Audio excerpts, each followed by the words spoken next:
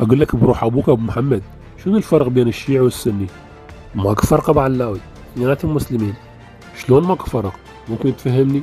انا اقول لك ابو علاوي، معنى كلمة سني بانه يسير على سنة النبي عليه افضل الصلاة والسلام.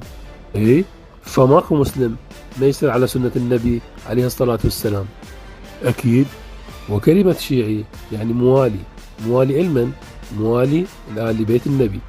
مضبوط. فماكو مسلم ما يوالي أهل بيت النبي عليهم السلام. كلام حلو. فكل المسلمين يسيرون على سنة النبي صلى الله عليه وآله وسلم ويوالون آل بيت الأطهار.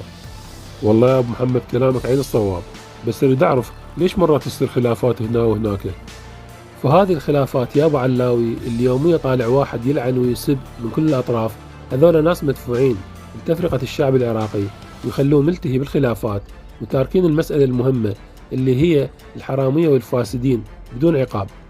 والله يا أبو محمد كلامك صحيح وأصبت كبد الحقيقة.